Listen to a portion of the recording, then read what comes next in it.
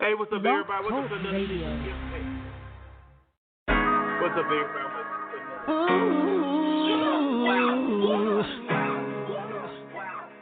Where do we go? Hey, what's up, everybody? Welcome to another edition of Impact Voice. I'm your host, Ferman Jackson, calling out of Mobile, Alabama. I want to welcome my guest, Mr. David Marshall. David Marshall, welcome to Impact Voice, my brother.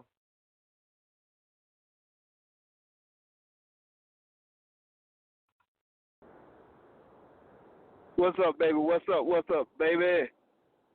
Hey, man, appreciate Good evening, you taking everybody time out there. Thank you for taking time out to be the schedule, man, to be a part of Impact Voice. Man, we just really, I know you're coming open about things you've been through, the things you're experiencing right now in your life. My first question for you, David Marshall. Who is David Marshall? David Marshall is a young troubled guy that happened to find the Lord at a young age. You know, a troubled guy that come from a background of poor. You know, I mean, I was raised up in the most notorious, worst streets that you can ever imagine in Mobile, Alabama, from projects of Orange Grove in the bottom. And I know what struggle is. You can't tell me that I don't know what struggle is or how struggle was or how it affects a young man like me.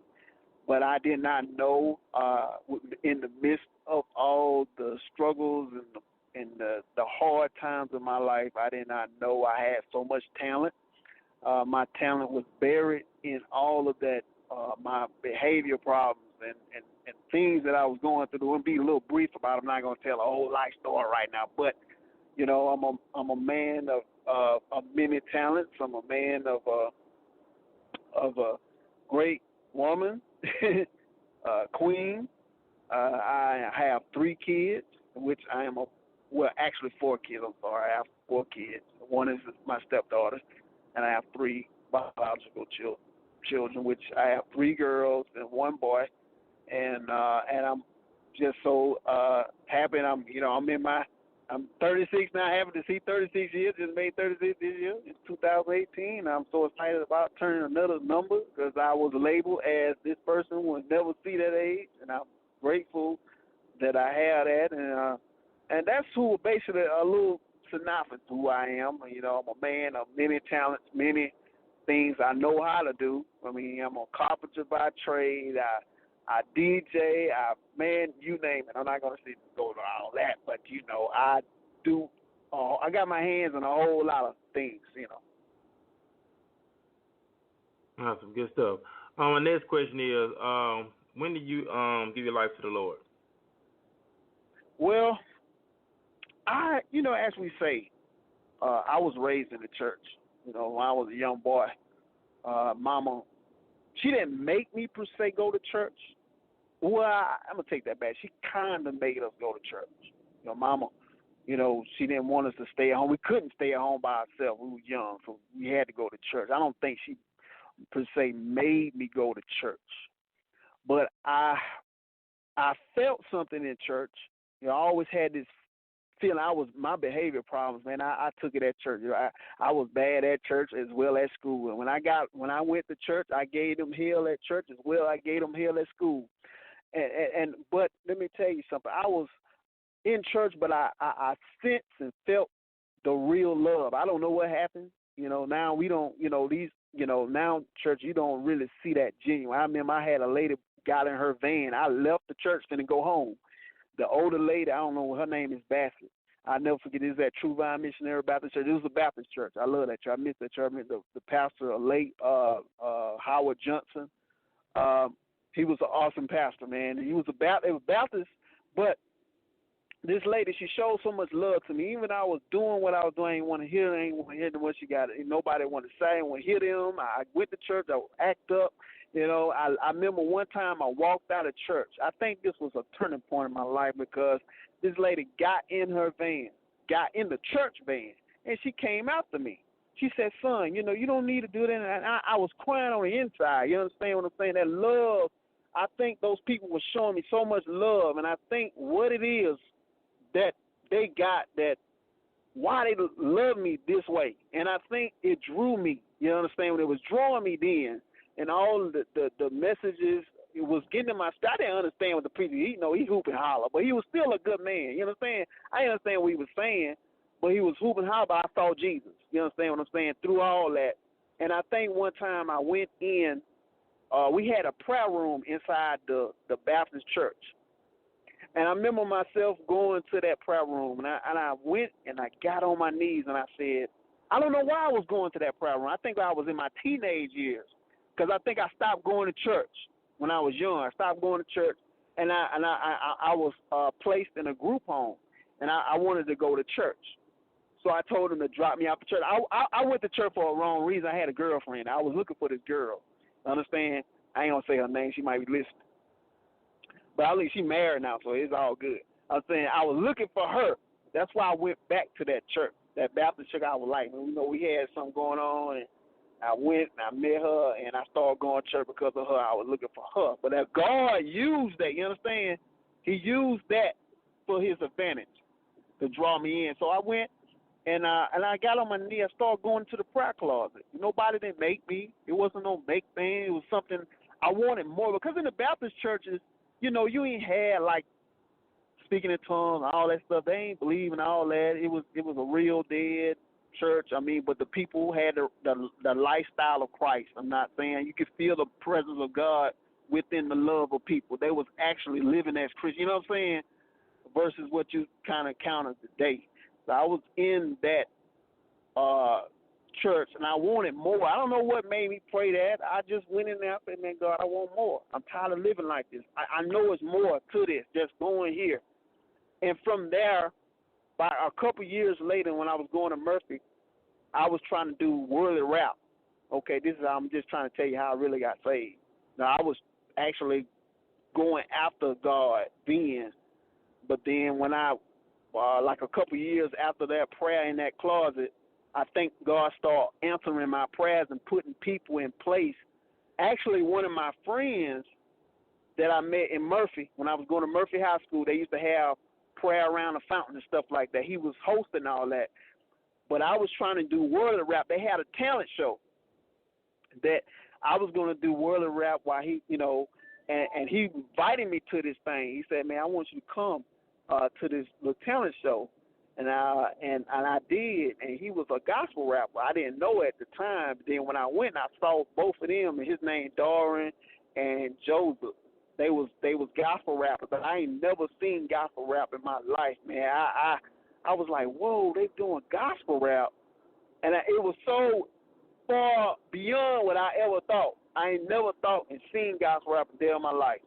This was a mind blowing thing, and I think from that point, that was back in 1999.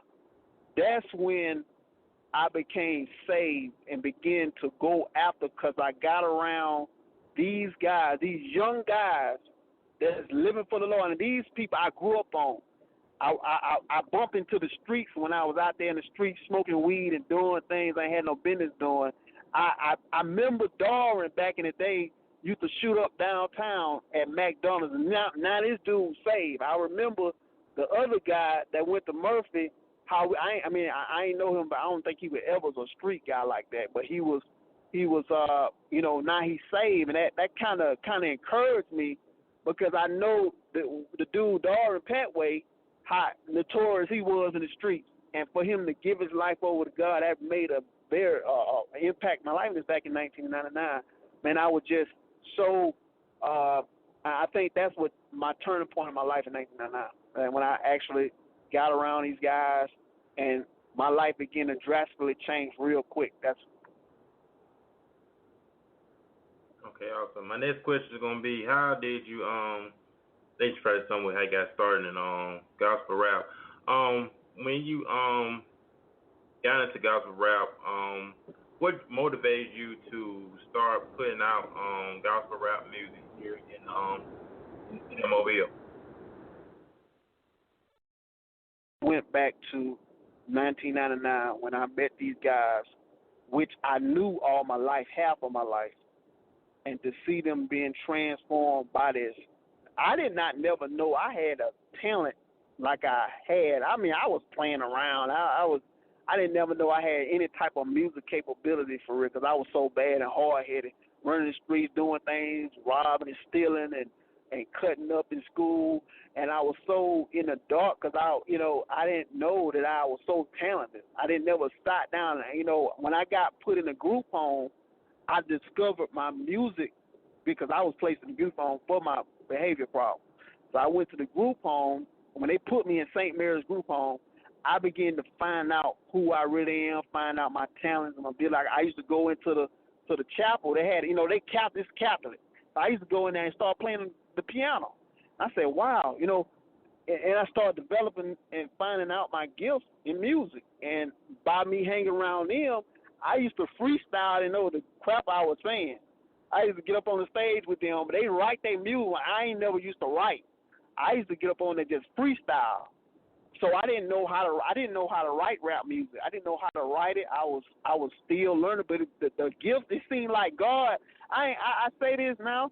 I think God had my gift hidden because I don't think if I would have had the gift that I have now, if I would have known what I know now, I think I would have went to the world of rap. I would have went all the way. It's like God had that hidden from me because He already knew that I was going to be rapping for the world. So it seemed all my gift is, even my photography, my artistry, my art was there before I got saved, you know what I'm saying? But everything else, my recording abilities, me mixing and recording music and stuff like that, that wasn't there until I got saved. When I got saved, man, I started learning how to mix music. All that stuff came after I got saved. That's what's amazing about God. It's like God had that hidden from me all that time until I got saved. So I started getting around these guys, hanging around these guys, and they motivated me to get in the right guys because I was in a group, at first. I was in a group. And in those times, during 1999, back in those was the early days of gospel rap at its purest form. And when I got into gospel rap, all I knew that I'm doing is for Jesus. I wasn't doing it for the hype, for the name, for the fame. I was just doing it because I was caught up in Christ. I was so in love with Jesus, man. I wanted to do this for Him, see people saved. And I got on the stage and didn't know what I wasn't worried about trying to be great at. I didn't know my verses. Sometimes I forget my verses and all that stuff. I wasn't real good at memorizing my verses and stuff like that. I was messing up on the stuff, but I freestyle, but I didn't care. It wasn't all about that with me. And when I got in, it was very pure. It was real pure, man. And I tell you, I had a great time with this new group. It was new to me. Everything was new, fresh. I didn't know no other gospel rappers. I didn't know nothing about them. All I knew that it's all about Jesus. And I'm with this one rap group, and then we started meeting others. But that's how I kind of got into the motivated me with seeing these young guys just really just loving on God, man, and just using their talent for the glory of God. That's what I think. That's what motivated me. Awesome. My next question is, I know when you guys started, what was the toughest time? In that, when I said, when was the toughest time that you experienced dealing with the music, the ups and downs? What's the toughest time, the challenging times you ever faced, and how you react to them? Well, I tell you, the toughest time I started experiencing when I started to meet others that was doing other than what we was doing. It was times at the first early stage. I'm not gonna call them names, nothing like this. We started counting other rappers, other Christian artists, and I wasn't really thinking about it, focusing on it. In my early stages, I was really focused on Christ. I was focused on my mission. I wasn't trying to be, and I started experiencing people that had a different demeanor about themselves. I'm like, we are Christian rappers. Why is this person acting this way? Why you don't want to speak to me? Why you don't want to? We in the same thing. We doing the same thing. Why is you acting like you can't even speak, can't even say what's up, man. We in the same. I remember one time we going to the same. We in the same on the same lineup, but you can't even speak and say what's up or show love and I started experiencing things that kind of, that was kind of hidden from me a little bit, and I didn't know that that people can be arrogant and prideful inside the gospel hip hop, man. All I knew was my crew, and we had this another group called Heaven Bound Soldiers. And all I knew was just these two groups, and we was genuine. We had a good relationship with one another, even though we were two groups. But there was other gospel rappers that wasn't on the same page. They weren't on that same level. And I think along the way, I kind of got a little bitter about that. Sometimes you can let it slide, and I let it slide for years, and years went on, and I started meeting other rappers. There was other rappers and gospel artists that started coming along, and you start developing and getting relationships with these other artists that doesn't. You start finding out that everybody is not in it for the way you think. You know what I'm saying? I'm thinking like, hey man, we doing this for Jesus. Why are you competing with me? Why you can't speak? Why we can't fellowship? And that's when my downtime. I think that's when I became bitter. Not knowing I was getting bitter, but I became bitter and outdone with the lack of support from my fellow Christian artists and brothers and sisters that's supposed to be doing it with me, but we barely speak. We don't fellowship. We don't talk to one another. I reach out to you, don't reach back to me, and I think that's when things started taking a downward turn for me. You know what I mean? I'm doing this for Jesus, and then next thing you know, I started to want to get into competition. Here I am, young man that loves the Lord, that's on fire for Him, that's doing it for Jesus. But now it's starting to see, especially when MySpace came about. I think MySpace, before MySpace, back in the day, you remember MySpace. I think that's when I began to take a downward spiral, because then I did not know it was so many gospel rappers like us. The world was opened up then to a whole nother world of different artists, different personalities, and you start to question, you start to see a lot of stuff. My eyes began to be open. Things were beginning to be revealed to me that kind of took me for a loop. I'm looking at other artists' pages. I'm looking at how their music sound, and I'm looking at they artwork and all the shows they started to get. And I think jealousy and different things started to attach themselves. Not to say I wanted to be that way, but I think because of MySpace, you open up to everybody. And I think that point in my life, I think in my gospel career, because that time I went solo. I ain't meaning because we ain't got a lot of time to get into a lot of that. I mean, I was solo because my group broken up. We went our separate ways at that time during the MySpace years. And during the MySpace years, everything to me my whole motive of my heart changed of why I'm doing what I'm doing. Now, it used to be about Jesus. It used to be going by souls and write my music for not trying to compete against. Now I'm in a Saul type of spirit. Remember David and Saul? I know it's 5'8". I'm trying to hurry up. Remember Saul and David. Remember how David used to, Saul got jealous. Here I am. I'm seeing a lot of people, I've been doing it for a long time. At that time, it's been like, I think MySpace was like 2006. I was doing it since 1999. You start seeing people doing different things and having different big shows. And now my motivation, I'm trying to outdo you now. You know what I mean? Because now you don't want to talk to me. You don't want to come at me. You don't want to break bread with me. Now I'm finna be your opponent. Now I'm finna be your enemy. And I think that's what happened to me when I try to reach out to certain people in the city. When I try to say, man, let's get together. Let's get on the track together. Or let's fellowship. Let's go out and save souls. And when they reject that, I think I began to be, okay, I'll be your enemy. I start having a motivation. I'm going to do more shows. And that's when I start pushing album release parties. And I think that was my motivation. And I took it downhill from there. And that's, and I think, as we trying to clear it up, let me try to summarize a little bit. I know we run out of time here. I think 4 years ago, I think that's when my whole world crashed. That's when I began to be burned out with gospel hip hop. I think 5 years ago, 4 years ago, I picked up the camera and I said, man, I think at a show, and I'm not gonna call no name with the show in this situation. And I think I was on the stage, and I felt like I was getting treated wrong, and it wasn't just that time. It was throughout the years of being rejected by my fellow brothers and sisters in Christ who say they love the Lord, who say they doing this for Jesus, but again rejected, getting put out in the back burner. And I think 4 years ago, I allowed myself to get in the situation where I lost control. I just blacked out.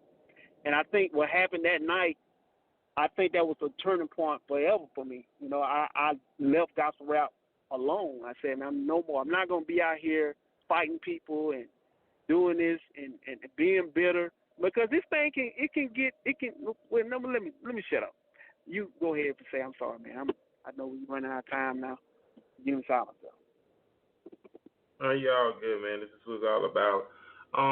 The next thing I want to ask you, what is the next project you have in store in the upcoming year? I know we're about to get ready to go out 18, we're finna get ready to go on 19.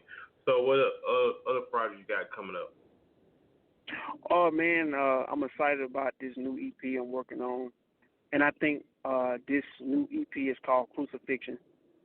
And I'm excited about it. It's been a long time. It's kind of bittersweet right now. I still kind of fight with this, coming back to this.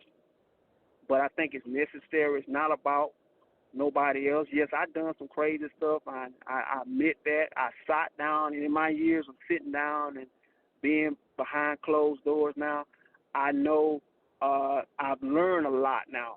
My motivations have changed. Now when I come back next year, I believe that I'm going to be a better person as a gospel rapper, a better servant, because that's what I am. We come to serve. I didn't come to be served. And now my whole heart have changed when it come down to my music now. So next year I'm excited about it. This is going to showcase a new me. This Crucifixion, it's an EP. It's actually an EP because I just want to get my feet wet. I got a producer. I already got the beats ready. But I'm excited about this project because it's going to showcase the new me, man. I've been sitting down, but I've been exercising in the room, man. My lyrics, my delivery, God been tweaking me up in this sit down. I ain't, you know what I'm saying? So when I come back out next year, it's going to be a whole nother me, a whole nother way I deliver. I had to learn some stuff, you know what I'm saying? I had to answer some things. I had to deal with my art, my craft. You know what I'm saying? I had to tweak my craft. I said, what I need to change, you know what I'm saying, to be effective. You know what I'm saying? You got to, be effective. I didn't have that chance when I first got saved. I just went on in the mic. I didn't get the chance to learn how to understand hip-hop, gospel hip-hop or whatever, how to write effectively, how to deliver and ride that beat. Now, next year, people are going to be really excited and happy about what I'm going to bring out. You know what I'm saying? I really believe that this project right here is going to showcase the growth, the maturity in me, that now I'm comfortable. If you don't call my name for a show, I don't care. It's not about that no more. It's not about me doing concerts. Now, when I push this new project, this new thing that's coming out next year, man, I really believe people are going to be excited. They're going to love this new music. And I'm excited about it. And I'm not rapping old school, so y'all going to forget about that. It ain't going to be no 2000. It's up to date, baby. Everything now is going to be up to date. You know what I'm saying? Just so be on the lookout for it. The Crucifixion album, actually describing the love of Christ. And God gave me something about this album. He was telling me about something, He said, what happened to the steeple on the church? What happened to the crucifix? We used to walk up in the church and we used to see the crucifix sometime. We used to see, you used to pass by the church and you used to see the steeple and all that type of stuff, and used to have a certain respect for the house of God. And God kind of blessed me with this, and I think that's what all is on even on the cover, it's got him on the crucifix, on the cross. And I really believe that this album is going to, I guess, remind people of the cross. You know what I'm saying? And even my not taking. I'm just gonna stop talking about it. I really believe people are gonna love my new music, the new King David. Our world was gonna change my name because it was so much tied to this name, this brand. But God said, He's gonna do the changing of the name. All I gotta do is walk in His calling. That's Amen. And that's all you have to do, walk in His calling and trust Him, and the thoughts He has for you. Jeremiah 29:11 lets us know that. So be encouraged. I know we have 4 minutes and 34 seconds left on this broadcast. Brother Dave, you have any final remarks you want to lead to our viewers? Yeah. Mike is yours. I want to talk to the young gospel rapper, man. If you out there, get yourself a mentor. Find somebody that can mentor you. Don't do this alone, because that's what happened to me. I got out there, and I had people around me, but we didn't have proper mentorship. A person a person without a mentor is heading down a dangerous road. You know what I mean? You don't have nobody in your life older than you that's been there, that's done that. You're out there as a solo artist. I'm gonna just say this. And when I was in the group, I had a lot of people in my life. But if it's an artist and you out here, you just not starting, I'm gonna tell you right now, you got to always check your motivation, the reason why you're doing what you're doing. Because if you're not, you're gonna burn yourself out. It's not about, everybody ain't gonna be on the crate status. You know what I'm saying? Everybody's not gonna be on intermediate status. You may be a local joker. God might just call you to be local. And you got to be comfortable and content with that. But if not, you're going to find yourself burned out. You're going to find yourself getting frustrated. You're going to find yourself going back to what you used to do. That's what happened to me. I started to try to push myself too hard and not being content with my craft. Everybody got different flow. Everybody ain't going to like my brand. Everybody ain't going to like King David music. And you got to be confident. I'm talking to somebody out there now. Be comfortable who you are. Know who you are. Know you as an artist. Everybody's not going to like your music. You can't expect everybody to like your brand. Like everybody don't like Coca-Cola and Sprite. So your brand of music or whatever, you got to be comfortable in that. You know what I'm saying? Be comfortable who God created you to be. I'm saying, and make it. And get yourself a mentor. Get up under somebody. Get trained. Stay connected and be accountable, because that's what happened to me. I started not to want to be accountable. I had no manager to manage me. I'm not talking about no deacon in the church to be your manager. Get a professional manager. Somebody that's don't go get no sister and brother to be your manager. Go pay for it. If you can, go get a real manager. You may have to pay some money or whatever you have to do. If they feel they want to invest in you, let them do that. But go get yourself a mentor. Go get yourself a manager who's going to manage you right, who's going to start you off on the right path. And don't rush to get out here. It ain't going nowhere. I'm going to tell you, that's what I learned. Patience is a virtue. If you don't have character match with your talent, you ain't going to go nowhere. But anyway, I just want to leave you with that. Whoever the gospel artist is, whoever you are, just understand that you need not to be by yourself in this thing. And hey, check me out. Be on the lookout for King David, the new King David next year. I'm excited about 2019. Man, Ferman, it's back in your hands, baby. Awesome, man. I thank you for tuning in. I thank you for taking time out of the busy schedule to be on Impact Voice, Brother David. Also, y'all keep in touch with Brother David. I know you got your photography business going on. I know you're working on music, working with your family. And God bless you, my brother, man. Keep doing what you're doing. Be encouraged and always keep him first. And also the replay will be up shortly, ladies and gentlemen, just in case you missed it live. And check it out, the replay. It will be posted on my Facebook page. Of course, I know, Brother Dave, you have your Facebook page as well for people to check it out. We only got 48 seconds left here. I want everybody I thank everybody once again for tuning in. Thank you, David, once again.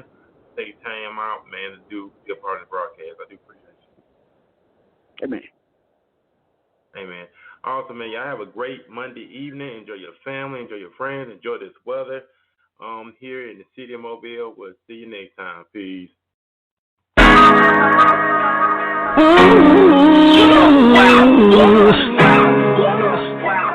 Where do we go from here? Where do we go from here? Lord knows, no sincere. I give my heart to you. When my problems disappear. Where do I go? Where to turn? Preacher man said hell is hot and I wanna